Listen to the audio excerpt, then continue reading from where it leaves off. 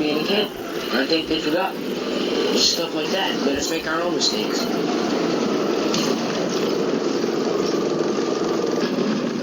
"15 years old. A teenager with wheels that are too small, with ambitions to drive, to fly in a larger world."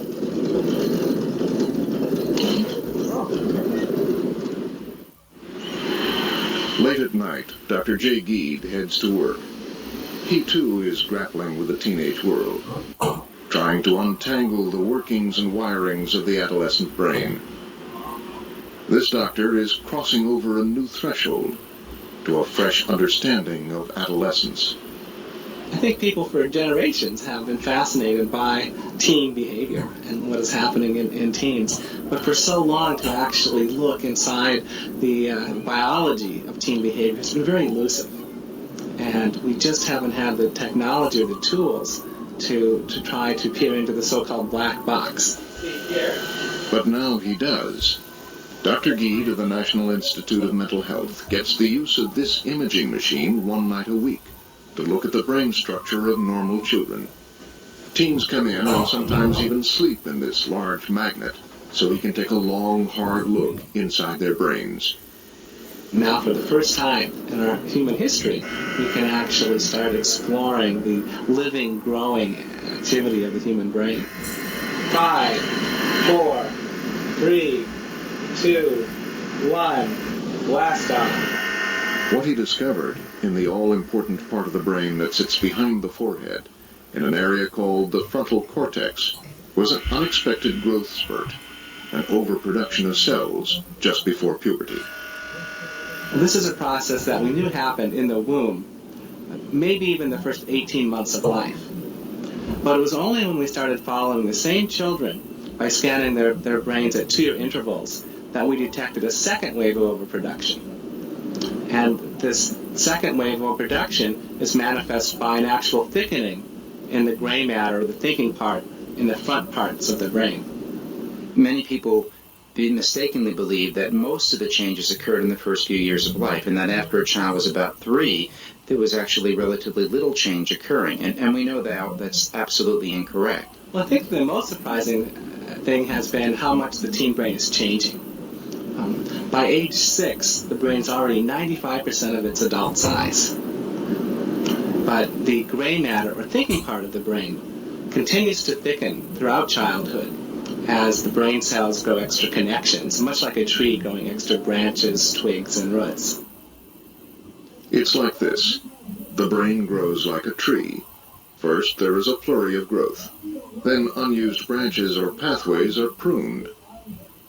And it is this pruning that gives the tree its shape for the future.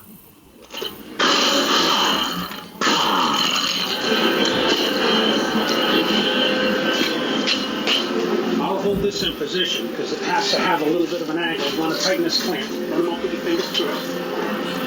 For Charlie, as he works in his uncle's garage, the skills he's acquiring will strengthen certain neural pathways.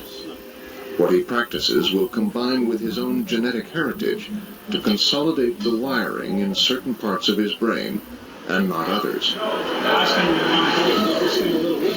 Want me to hold it right there? Yes, right there is perfect.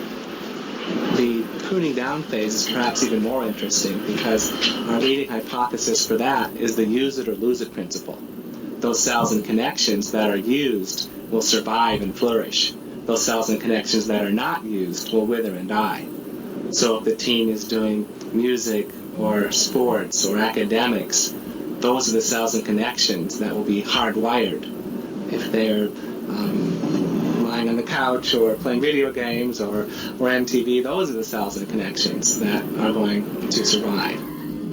It is not only what a teenager does that matters, but how old he is and what the immature brain is capable of doing.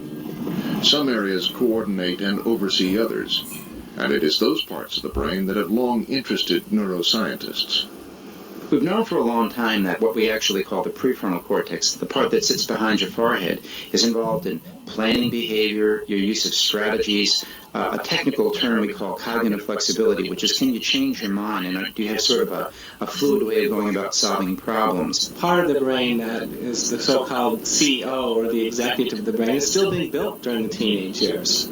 Teens are capable of enormous intellectual and artistic accomplishments, but that basic part of the brain that gives us strategies and organizing and perhaps warns us of potential consequences isn't fully on board yet. The risks of a severe concussion or a turned ankle, for instance. An adult brain might call for a helmet here or suggest this is not quite the moment to take a drag. But when you're very good, very determined, and very young, it's easy to feel invulnerable. On some occasions I wear helmets, but not that much. I come here almost every day, so it's not that much for me if I fall, because I'm kind of used to it. I just get little scrapes.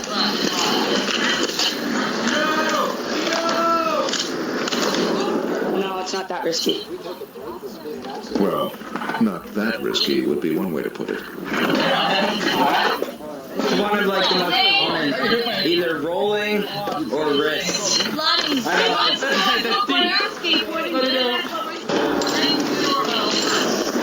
Adolescence has always been a period of high risk. We know that teenagers engage in risky behavior, and they have always engaged in risky behavior. There's nothing new about that now. And because the child, the 13 or 14 or 15-year-old, still has an immature frontal cortex, they often do not make the most responsible, reasoned decisions. And by virtue of having things available that can do harm, they often wind up in a higher risk group than I experienced as a child myself.